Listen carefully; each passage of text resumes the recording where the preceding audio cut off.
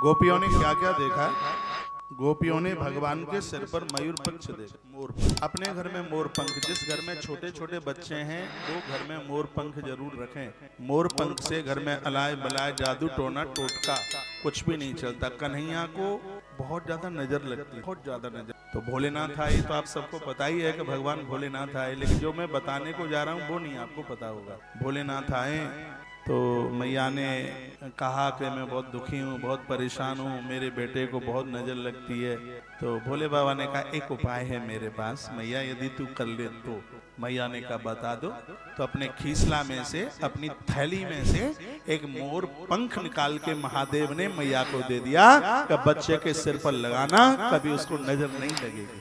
तब से लेके आज तक भगवान मोर पंख लगा रहे हैं। मोर पंख जिस घर में मिलता है, अलाय बलाय जादू टोना टोटका कुछ भी वहां पर टिकता नहीं। मोर पंख की बड़ी महिमा है। मयूर पिक्ष बहुत प्रभावशाली है।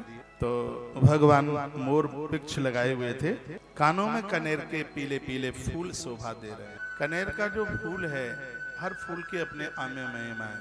आप गुरुवार के दिन पीला कनेर चाहे महादेव पर चढ़ाएं, चाहे आप कृष्ण के ऊपर चढ़ाएं, ये विद्या प्राप्ति में बहुत, मैंने शिव पुराण में भी बहुत बार बोला है। कनेर का फूल, इससे भगवान का अर्चन कीजिए, किताब में कंठस्थ हो जाएंगे। मुझे बहुत कुछ याद हो गया है, इसलिए मैंने भी भगवान को कनेर के फूल बहुत चढ़ाए, बहुत चढ़ाए। ताली मत बजाना आप, क्योंकि मेहंदी छूट जाएगी हाथ से।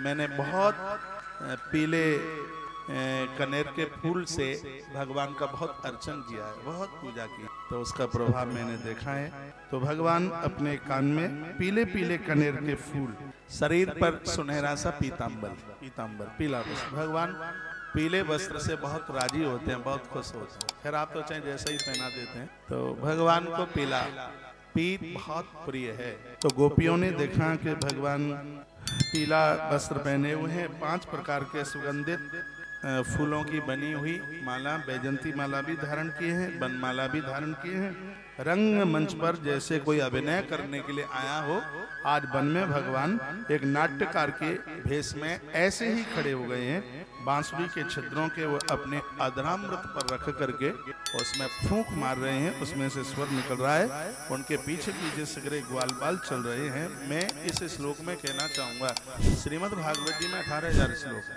ये आप सबको पता है, वक्ता लोग प्राय बताते ही रहते हैं। और ये भी कहा जाता है कि भगवान व्यास ने 18,000 श्लोक लिखे। मेरा निवेदन यह है कि भगवान व्यास तो 17,999 श्लोक लिख पाए। जो एक श्लोक है वो भगवान व्यास का नहीं है, तो ये वेणु के छिद्रों में से जो स्वर निकला हुआ है, ये वो आवाज है।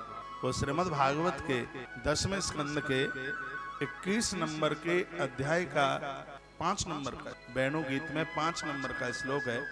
जितने भी कृष्ण के अनुयायी मुझे सुन पा रहे हैं और ये श्लोक कंठस्थ कर ले, भगवान बड़े राजी होते हैं। बांसुरी ने श्लोक गाया है, बांसुरी ने, वेणु ने भगवान की महिमा का वर्णन किया है। वराहा पीडम नट वरवपु कर्णयो कर्णकारम विव्रत वासः कनक कपिशं वैजयन्तीं च माला रंध्रान वेणुर्धर सुदयः पूर्यन गोप वृंदई वृंदारण्यम स्वपद रमणम प्राविशद गीत कीर्ति।